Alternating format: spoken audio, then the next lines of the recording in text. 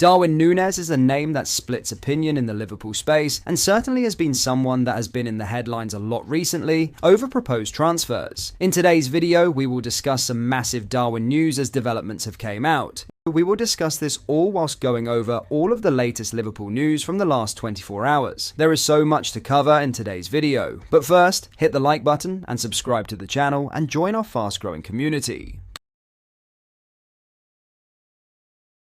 Firstly though, with David Moyes back in place as Everton manager, the 61-year-old has begun to recruit his backroom staff, including one former Liverpool midfielder. Moyes was reappointed by Everton earlier in January, following the departure of Sean Dyche, returning to Goodison Park after 12.5 years away. While it seems unlikely he will restore them to the heights they experienced in his previous reign, he has enjoyed a strong start, having beaten Tottenham 3-2 last time out. His return to Liverpool's rivals has now seen him rejoined by longtime assistant Alan Irvine, along with a new face in his staff in Charlie Adam. Adam, who remains a memorable signing at Anfield despite only playing one season for the Reds, has been appointed as Everton's new set-piece coach. It comes after his sacking as head coach of League Two side Fleetwood Town, having held that position for almost a year. There is little controversy in Adam taking a job at Everton, with it certainly far from the talking point that it was when Rafa Benitez took over as manager, and it is a role that should suit the Scot. Speaking in 2011, following the £6.75 million deal to sign Adam from Blackpool, then Director of Football Damien Comolli admitted his prowess from set pieces influenced their decision. We were looking with Kenny Dalglish, then manager, at data on how well Blackpool did at set pieces last season. He told Liverpool's official website, "If you look at them, they are at the very top of the Premier League. That's another reason to bring in a player like this. He's going to bring a lot to us in the run of play, but also set plays." Comolli continued, "I've just watched some of the highlights of some of the goals he scored from direct free kicks. He's a complete package of a very modern midfield player who can do several things on the pitch, and he brings this left foot that we didn't have in midfield until now. Given how far Liverpool have come in the decade and a half since, it is wild to consider Adam was heralded as a top signing for the club. But he was a player whose corner kicks were praised by Alex Ferguson, looking to amp up the price amid interest from Anfield at the time, as being worth £10 million in themselves."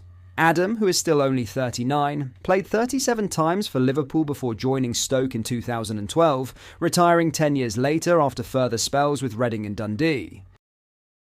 Now to the main story, talk of Saudi Arabian interest in Darwin Nunez appears to have been legitimate, with a reliable source reporting one club was ready to offer a ridiculous wage. Nunez is not expected to leave Liverpool in the winter transfer window, but there certainly seems to be interest in the divisive number 9. While claims of a specific bid from the Saudi Pro League were dismissed by sources on Merseyside, that was not the case with reports of interest from the Middle East. According to The Telegraph's Mike McGrath, in a wider report on bids from Saudi Arabia, including for Aston Villa striker John Duran, Al Hilal were ready to make an offer for Nunez this month. Incredibly, McGrath reports that Al Hilal, one of 4 clubs owned by the country's public investment fund, were prepared to pay around £29 million per year to sign the Uruguayan. That equates to an unbelievable £558,000 a week, which before or after tax would be an eye-watering increase on his wage at Liverpool, thought to be closer to £120,000 a week. However, there appears no desire for Liverpool to sell, nor for the player to depart mid-season, though more speculation over a switch to AC Milan suggests Nunez's representatives may have been exploring his possibilities. It seems fair to say that if the club were to receive a significant offer for their number 9, they would be open to discussing a sale. Nunez remains Liverpool's club record signing, with the majority of the £85 million package agreed in 2022 now having been paid to Benfica.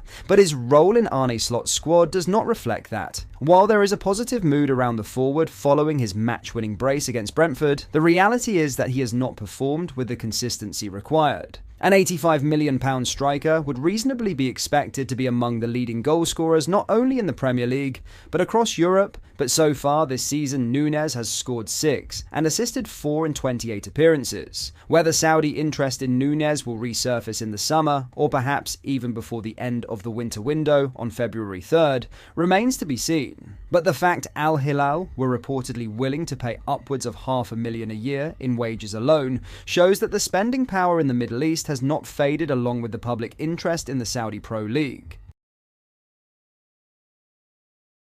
Now, Liverpool play their second Premier League match in succession with a 3 p.m. kickoff, with relegation battlers Ipswich the visitors on Saturday. Arne Slot's side enjoyed a positive midweek result to secure their place in the Champions League last 16 with a game to spare, ensuring focus is solely on Ipswich's visit this weekend. Both the Reds and Arsenal play at the same time this week, meaning neither can place pressure on the other before they play. Liverpool's only job, though, is not to drop more careless points at home against what will be a spirited Ipswich outfit. Here is everything you need to know.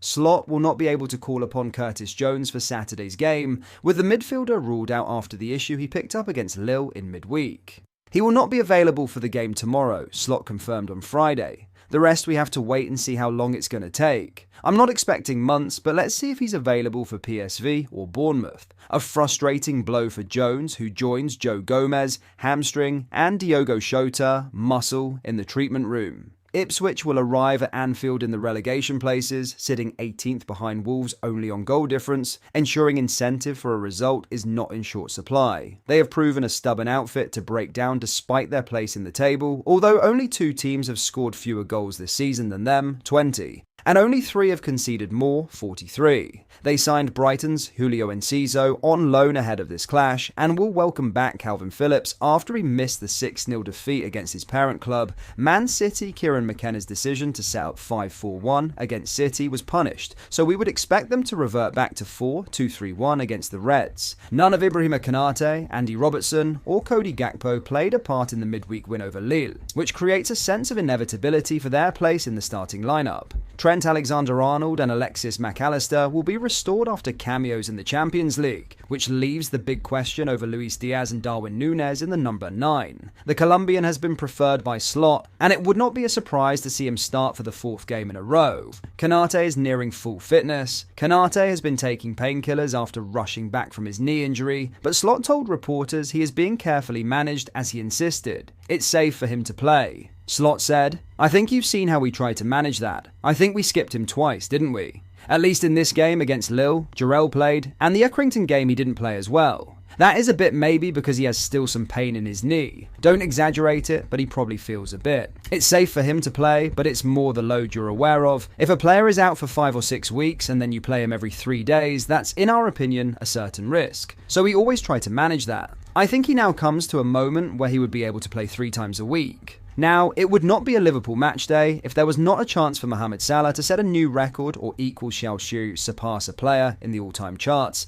and this time he could do both. He needs 2 goals to register 20 league goals in a season for the club for the 5th time, and the first since 2021/22. He missed out by 2 goals in the last 2 seasons. Let's keep in mind that only 21 league games have been played prior to Ipswich's visit. Salah's levels this season are unbelievable, and if he does get those 2 goals, he will join Frank Lampard in joint 6th on the Premier League all-time goalscorers list, with 177 goals. That brings us to the end of today's video. Let us know your thoughts down in the comments section below. If you enjoyed it, please do hit the like button and subscribe to the channel for more daily Liverpool content. Thank you.